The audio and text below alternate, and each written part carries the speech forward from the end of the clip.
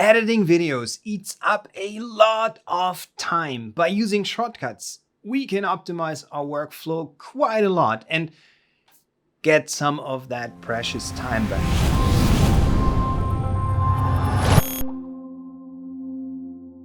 Hello and welcome here on Random Rotation. I hope you're all doing well.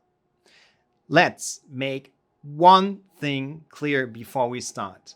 DaVinci Resolve is a super powerful and complex piece of software, and there are certainly more than 10, 12, or 15 shortcuts out there that can improve one's workflow.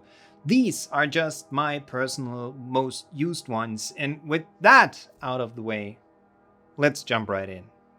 All right, we can directly start in the edit workspace, I would say, because I almost never use the cut workspace in my workflow. And in the media workspace, this one over here, I don't use any shortcuts besides J, K, and L for playback. And the very first thing I want to show you today can be found in the top left corner here under DaVinci Resolve keyboard customization.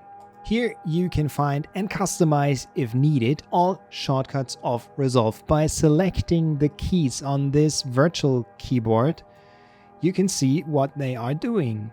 The N key, for instance, is here to activate or deactivate the snapping. If you are coming from a different editing tool like Final Cut, Avid, or Premiere Pro, you can easily change the keyboard layout to something familiar over here in the top right corner of this window. I, as you can see, am working with this DaVinci Resolve Sideshow FX Pro 2 layout. That was a separate purchase. It does not come bundled with Resolve, but it does not affect the normal keyboard layout. It's only for the Stream Deck that I have next to my standard keyboard.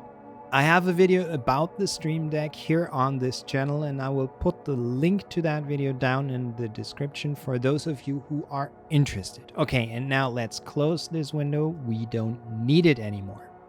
I already mentioned the JKL shortcuts. No matter what editing software I am using, I always use J, K, and L for playback. L for normal playback, K stops the playback, and J for reverse playback. And of course, it is also possible to double the speed by clicking on L twice. You can see that indicated over here. And 4 times as fast, 8 times, 16, 32, and 64 times. Boo, that was fast. And reverse, normal speed, 8 times. I often do that when editing long talking headshots. The space bar also starts the playback, but I'm so used to the JKL keys that I never touch the space bar when I'm in the editing process.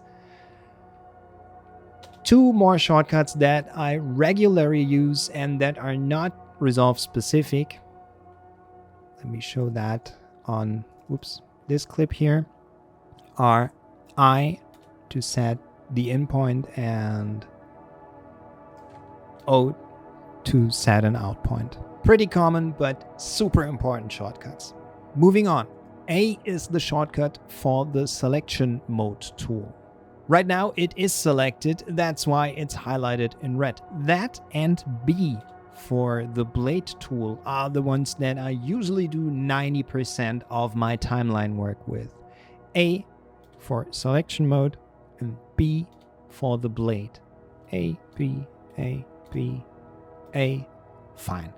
By the way, hovering over these icons displays their shortcuts, which is pretty convenient if you want to learn them. We already saw it in the keyboard customization options. N is the shortcut for snapping. Now it's deactivated. Now it's activated again. Deactivate, activate. I do use that from time to time. Next to the snapping, you can see this chain icon. That's the icon for linked selection. Control-Shift-L. If it's turned on, the video tracks are linked to their corresponding audio tracks. No matter where I click, I always select both. But if I don't want that, I only have to deactivate the linked selection, and then I can select audio and video separately. Control-Shift-L. It's deactivated now, and now I can select audio and video separately. The next shortcut that I use on a regular basis is M. Clicking once sets a marker. Clicking twice brings up the options for this marker. Here you can change the color, write down some important notes, stuff like that. And I can remove the marker from here. And if I want the markers to be placed in a specific clip, I just need to select that clip and click M to set the marker there, like so. I don't want that right now, so Control Z to undo. Again, not Resolve specific, but very handy. Hey, that's probably my most used shortcut ever to zoom in and out of the timeline.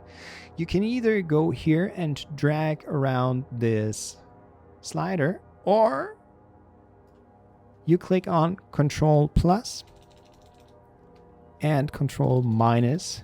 That's the way I do it. And if you want to see the whole timeline, it's Shift Z.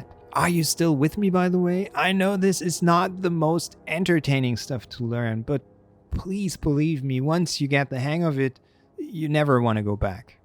Moving on to the arrow keys. With the down arrow, you can jump to the next cut in your scene, like so.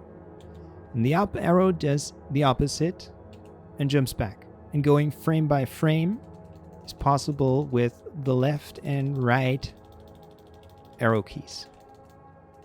Easy, isn't it? And that concludes all the shortcuts that I use here in the Edit workspace. Next is the Fusion page. Shift 5 takes me there. And while we're at it, Shift plus any number navigates you to the different workspaces, starting with Shift 1 for your database overview to Shift 8 that opens up the delivery workspace. But back to the Fusion workspace for now. All I really use here is Shift spacebar. That opens up the tool selection. And here you can either scroll through all the available tools, or you just type in what you're looking for. Let's say vignette, and click on Add. Right now, it's not connected to any other node. That is because I deselected the media in before bringing the new node in. To change that, I click on the vignette, hold Shift, and now I drag it between the media in and the media out and let go. And now we can happily play around with the settings of our vignette to achieve the desired look. And to delete the node, I just have to select it and hit delete on my keyboard. Simple as that. I know Fusion can be a little intimidating at first. My only true advice would be to start playing around with it, doing simple things like this vignette in the beginning, and then slowly work your way up to some more advanced techniques. Just give it a try. Shift 6 to jump into the color workspace. If you ask me, this workspace is without doubt Resolve's biggest strength. It's a node-based color grading system, and in a node-based system, nothing works without adding new nodes. The ones that I always use are so-called serial nodes, and we can add them with Alt-S. Boom, there is my new serial node. And if I think that I could make good use of a serial node before my other nodes, it's Shift-S. Alt-S and Shift-S. That's it. All the other types of nodes can be found under Color Nodes. And here you have them: layer nodes, splitter combiner nodes, and so on and so forth.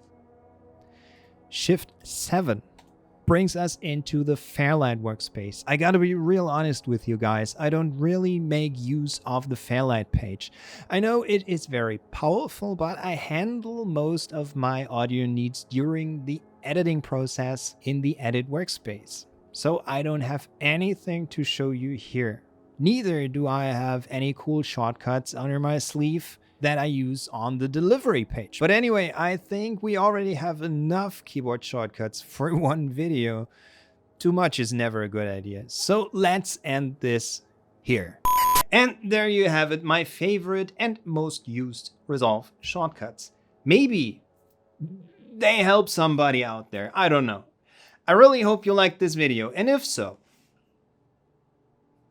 thank you very, very much for watching. I see you next week, and until then, stay safe and motivated. Bye for now.